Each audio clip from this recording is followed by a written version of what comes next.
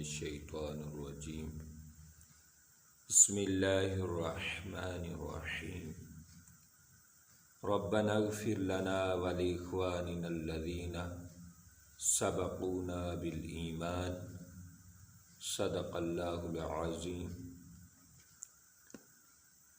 اللہم صلی علی سیدنا و مولانا محمد وبارک وسلم وصلوا علیہ۔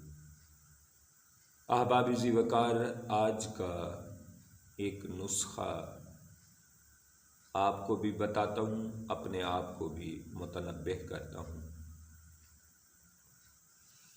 کہ رب العالمین نے قرآن مجید فرقان حمید میں ارشاد فرمایا، ربنا اغفر لنا ولإخواننا الذین سبقونا بالایمان۔ کیا لوگو، جو تمہارے بھائی اس دنیا فانی سے چلے گئے، ان ایمان کی سلامتی کے ساتھ ان کو اپنی دعاؤں میں شامل کیجئے، ان کے لیے دعائیں خیر کیا کریں۔ تو آج وجہ یہ ہے کہ مرحوم کا کوئی نہیں ہوتا، جو اس دنیا سے پردہ کرتا ہے، جس کو موت آتی ہے، اس کا کوئی نہیں ہوتا۔ کیسے؟ آپ دیکھیں، جنازے کا انتظام کیا جاتا ہے یا غسل کر لیں، مرحوم کو غسل دینے کے لیے بندہ تلاش کیا جاتا ہے، یعنی اس کے اپنے ورثاء سمجھو ہے ہی نہیں۔ اور دوسرا، مرحوم کے لیے جب جنازے پر لے جایا جاتا ہے، سارے احباب الا ماشاء اللہ، تقریباً 90% تو میں آج کے موجودہ حالات میں کہہ سکتا ہوں، ظن المؤمنین خیرہ بھی میں جانتا ہوں، لیکن حالات کے تناظر کو بھی میں جانتا ہوں، کیونکہ اگر ہو ثواب کی نیت تو غریب کے جنازے پہ بھی لوگوں کو آنا چاہیے، انجان ناواقف بندے کے جنازے پر بھی پہنچنا چاہیے، شرکت کرنی چاہیے، لیکن نہیں۔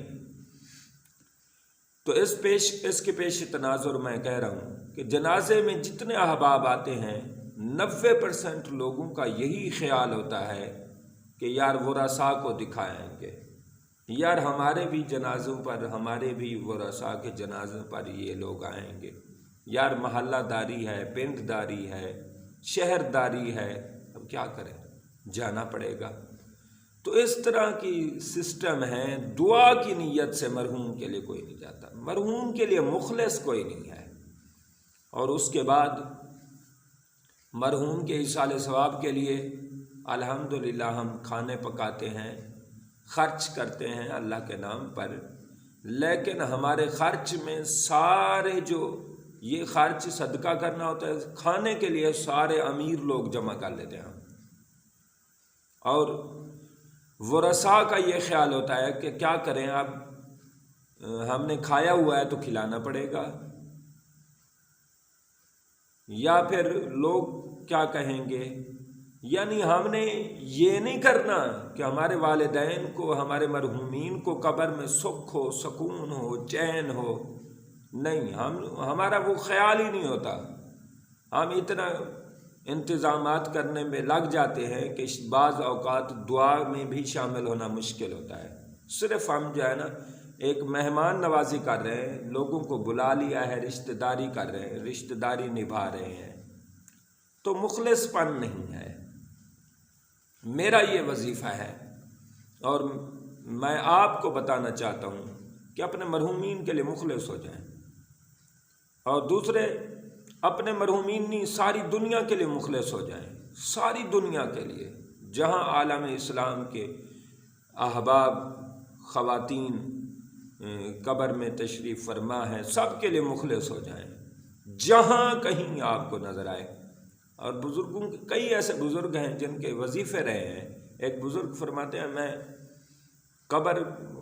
قبروں پر جانا اور ان کے لیے پڑھائی کرنا، میں کہتا تھا ان کا کوئی نہیں ہے، اب زیادہ سے زیادہ ان کے لیے دعائیں کریں۔ تو کہتے ہیں میں وہیں جاتا اور پڑھتا۔ ایک رات مجھے نیند آ گئی، میں نے خواب میں دیکھا کہ میں جس قبر پہ بیٹھا ہوں وہ ایک نیک خاتون بی بی کی ہے، اور وہ مجھے خواب میں کہتی ہے یہاں صبح ایک قبر بننے والی ہے، خدا را یہاں قبر نہ بننے دینا۔ علامہ صفوری رحمۃ اللہ علیہ نے لکھا ہے یہاں قبر نہ بننے دینا کسی طریقے سے بھی۔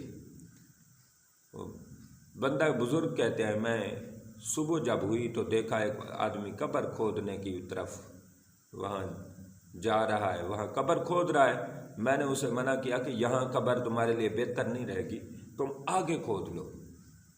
تو وہ بات مان گئے تو آگے کھودا، تو آگے جب کھودا تو وہاں سے سانپ نکل آئے، قبر سے سانپ نکل آئے۔ پتہ کیا گیا تو وہ مالدار آدمی تھا، حلال حرام کی تمیز نہیں کرتا تھا، مرحوم اس کا کاروبار یہ تھا۔ تو آپ دیکھیں ایسے بندے کا پڑوس بھی قبر میں اہل قبور نہیں چاہتے۔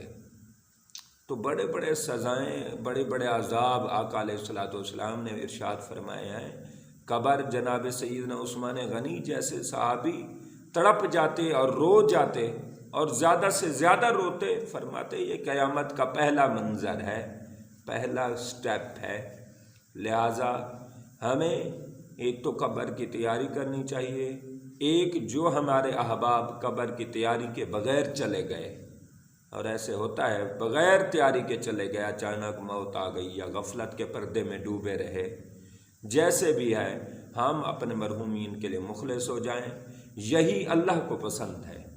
اللہ نے فرمایا ربنا اغفر لنا ولاخواننا الذین سبقونا بالایمان، کہ جو ایمان کی حالت میں چلے گئے آپ کے مرحومین ان کے لیے دعائے خیر کیا کریں، اور یہی آقا علیہ الصلوۃ والسلام کو پسند ہے۔ آپ نے فرمایا جب بھی قبرستان سے گزرا کرو تو یوں کہا کرو السلام علیکم یا اہل القبور، السلام علیکم یا اہل المسلمین۔ اور یہی وظیفہ جناب سیدنا ابراہیم علیہ السلام کا ہے، آپ کا بھی یہی معمول تھا ربنا اغفر لی ولوالدی وللمؤمنین یوم یقوم الحساب۔ تو بھائیو اگر ہماری دعا سے کسی کی قبر میں رہائی ہو جائے، قبر کا عذاب دور ہو جائے، قبر کے فتنے آزمائش کم ہو جائیں، عذاب میں تخفیف ہو جائے، ہماری دعا کی برکات اسے ملیں، قبر جنت کا باغ بن جائے، جنت کی کیاریاں نصیب ہو جائیں، جنت کی ہوائیں فضائیں نصیب ہو جائیں، تو ہم لاکھ بار دعا کرنے کو تیار ہیں، لاکھ بار دعا کرنے کو۔ لہٰذا جب بھی قبرستان سے گزریں کچھ نہ کچھ پڑھ لیا کریں، گاڑی میں، سفر میں، جہاں آپ کو قبرستان نظر آئے ہاتھ آپ کے مالک کی طرف اٹھ جائے، یا زبان اللہ کی حمد و ثنا کے لیے کھل جائے، ان کی دعائے خیر کے لیے کھل جائے۔ مرحومین کا آج کوئی بھی نہیں ہے، یقین مانیں وہ رسا بس یہ منہ دکھانے کے لیے چار چیزیں خرچ کر لیتے ہیں۔ اگر ان کو کہا جائے کہ آپ دیگ نہ پکائیں، ایک دیگ کے پیسے جو ہے نا ہمیں کتابیں لے کر دیں، ہم کسی مدرسے میں دے دیں، یا تاکہ مرحوم کے لیے صدقہ جاریہ بن جائے، تو اگر یہ ثواب کی ان کی نیت ہے تو یہ دینا چاہیے، کیونکہ یہ بڑا ثواب ہے، لیکن نہیں دیتے۔ ان کا کون سا ثواب کی نیت ہوتی ہے؟ مالک ہمیں جو احباب خرچ کرتے ہیں اخلاص نیت دے، دنیا کو راضی نہیں مالک کو راضی کرنے کی طرف ہمارا ذہن جائے۔ اللہ یہ سوچ فکر اور تبدیلی انقلاب چینجنگ ہماری طبیعت میں لائے، نیت میں لائے۔